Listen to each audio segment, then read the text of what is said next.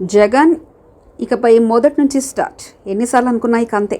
కార్యక్షేత్రంలో దిగితే తప్ప నేతలు కార్యకర్తలను నిలుపుకోవాలి. ఇక మూతపడ్డా అన్ని తెరవాలి.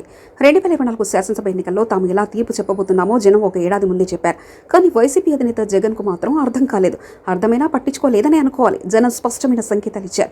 మేమిచ్చే తీర్పు ఇదే అని కుండబద్దలు కొట్టారు. అయినా తెలివి మాలిన మొండితనం, అహం దాన్ని జీర్ణం చేసుకోవడానికి జగన్కు అడ్డంగా వచ్చింది.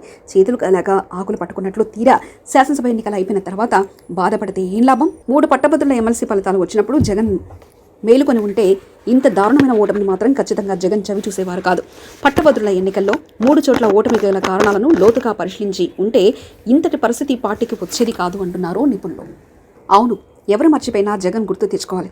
శాసనసభ ఎన్నికలకు ఏడాదిన్నర ముందుగానే రాష్ట్రంలో పట్టభద్రుల ఎమ్మెల్సీ ఎన్నికలు జరిగాయి. 3 ప్రాంతాలు అంటే దాదాపు రాష్ట్రమంతటా ఆ ఎన్నికల ఫలితాలు ప్రజానాడిని ప్రతిబింబిస్తాయి. ఒక రకంగా జగన్కు ఆ ఎన్నిక మంచి చేయాల్సి ఉంది. ఎందుకంటే 3 ఎమ్మెల్సీ స్థానాల్లోనూ అధికార వైసీపీ ఓటమి పాలైంది. అప్పటి వరకు ఓటమి అన్న మాట ఎరగని జగన్ అండ్ కో దానిని తేలిగ్గా తీసిపారేశారు. పేరుకు పట్టభద్రుల స్థానాలైనప్పటికీ దాదాపు 100కు పైగా శాసనసభ నియోజకవర్గాలు ప్రజాభిప్రాయాన్ని ప్రతిబింబించే ఎన్నికలవి. ఉత్తరాంధ్ర, పశ్చిమ రాయలసీమ, తూర్పు రాయలసీమ ప్రాంతాల్లో ఎన్నికలు జరిగాయి. ఇప్పుడు జనసేనతో పొత్తు లేదు, బీజేపీతో టీడీపీకి సఖ్యత లేదు. అయినా జనం టీడీపీ అభ్యర్థులకి పట్టం కట్టారు. ఇది బలమైన సంకేతం కాదా? ఇక్కడ ఓటమి ఎందుకు వచ్చిందని ఒక్కరోజు దానిపై కేటాయించి పోస్టు మార్టం చేస్తే ఇంతటి దుర్గతి పట్టి ఉండేది కాదు కదా.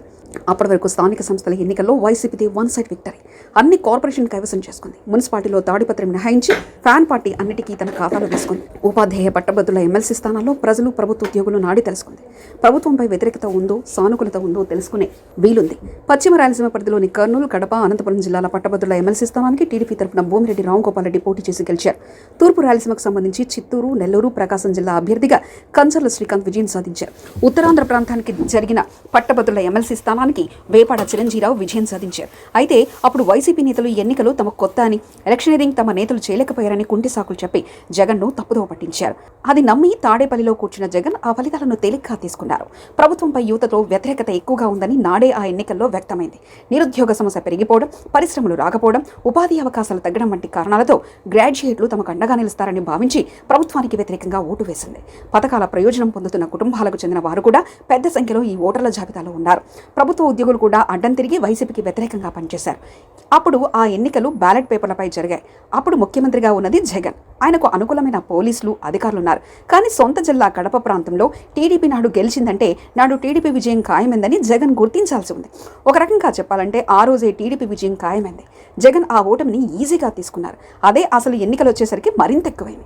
ఆ రోజు ఏమాత్రం మేలుకొని కొంతలో కొంతైనా మారి ఉన్న నిర్ణయాలను లోతుగా విశ్లేషించుకున్నట్లయితే నేడు ఇంతటి ఘోరమైన ఓటమి మాత్రం వచ్చేది కాదు.